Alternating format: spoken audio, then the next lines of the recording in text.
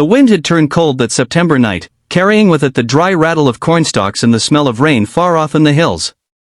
Martha Garrison, 72, sat alone on her porch, rocking slowly in a chair older than some of her neighbors.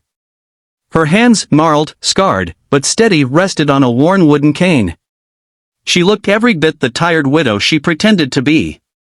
But behind those pale eyes lived memories no one around here would believe.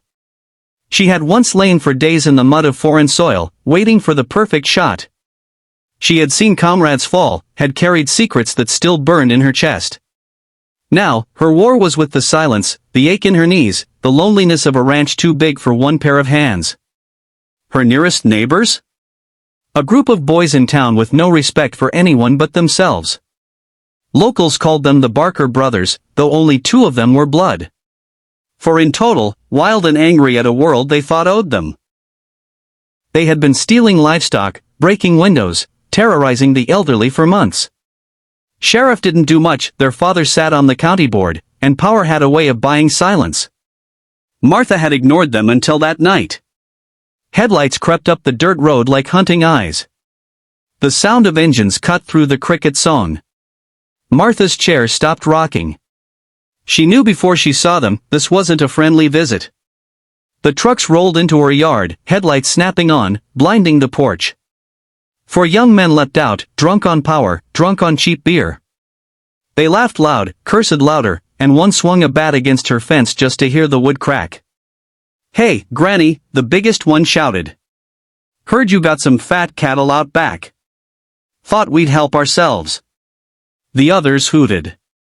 Martha stood, slow and stiff, leaning heavy on her cane. To them, she looked like nothing, an old woman who could barely walk. She said nothing.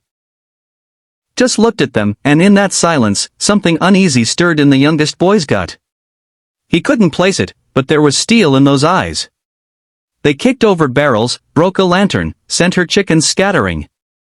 The biggest one spat at her feet. "What are you gonna do, huh?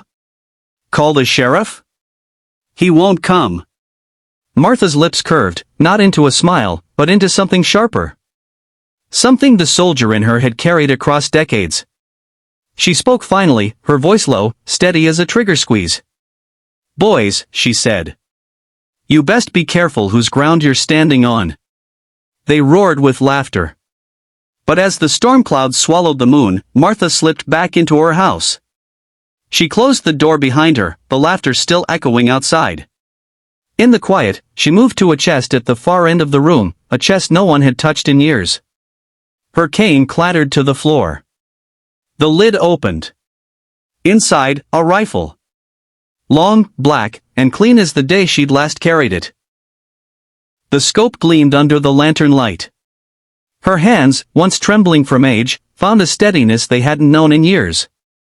It felt like shaking hands with an old friend. Tonight, the soldier wasn't gone. Tonight, she was home again. And outside, the boys had no idea the ground they had chosen was no ordinary ranch, it was a battlefield. The Barker gang smashed their way toward the barn, laughing as they cut locks and swung doors wide. They thought they were predators. But predators don't realize when they've stepped into another's hunt. From the shadow of her upstairs window, Martha watched them fan out across her land. The rifle rested against her shoulder, her breathing calm, her heartbeat slowing into that old, familiar rhythm.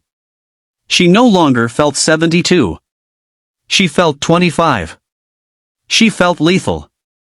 The youngest of the boys, Jimmy, peeled away from the group, stumbling toward the chicken coop. Through the scope, Martha saw more than a target, she saw a boy not much older than the soldiers she'd once trained beside. His face still carried traces of innocence, of someone who hadn't yet hardened. She exhaled, steady, then shifted the scope away. She wasn't here to kill. Not unless she had to. Instead, she squeezed the trigger once. The bullet snapped into the dirt at his feet, spraying soil. Jimmy yelped, dropping his flashlight. His head whipped toward the farmhouse, terror wide in his eyes. The others laughed, thinking he'd tripped. But Martha spoke then, her voice carried through the night by a bullhorn she hadn't used since the war. "You boys wanted a game," she said. "Now you've got one. First rule, when I fire, you move. Silence fell. Then nervous chuckles. The leader sneered. She's bluffing. Old lady can't even see straight. Another shot cracked, this one shearing clean through the brim of his hat, spinning it into the dirt. The laugh died in his throat. His buddies froze. The storm broke then, rain hammering the ranch, thunder rolling like artillery. In that chaos, Martha became the ghost she once was. Every shadow seemed alive. Every window a rifle's eye. She drove them from the barn with shots so precise they never saw where she fired from. She herded them across her own land like cattle, keeping them rattled, afraid, broken in spirit. But she saw, too, the truth in their fear. These weren't hardened men, they were scared boys playing wolf. And now, stripped of arrogance, they were crumbling. Hours stretched. The rain ceased. When dawn came, the Barker brothers were huddled in the mud near her fence, weapons discarded, faces pale. Martha stepped out at last, rifle slung across her back, cane in hand once more. "You came to take what's mine," she said softly. "But what you really needed was a lesson." She looked at each of them, her gaze sharp as glass. "Strength isn't in breaking the weak. It's in protecting them. Remember that before someone less merciful teaches it to you again." The sheriff showed up hours later, excuses ready on his lips. But even he couldn't ignore the sight of those boys, humiliated, silent, eyes hollow from the longest night of their lives. He asked Martha what happened. "Just a misunderstanding," she said, her voice light, almost grandmotherly again. But the sheriff noticed something in the dirt, spent shell casings. Precision placed. Military rounds. His eyes flicked to hers, and for a heartbeat, he saw her, not the frail rancher, but the legend she used to be. He said nothing. Only tipped his hat and drove the boys away. That evening, Martha returned to her porch, the land quiet again. She rocked slowly, rifle resting beside her. And for the first time in years, she felt peace. She had shown them, and perhaps herself too, that the fire inside had never truly gone out. Because heroes don't fade with age. They simply wait quiet, patient until the world forgets them. And then, when needed most, they reminded who they are.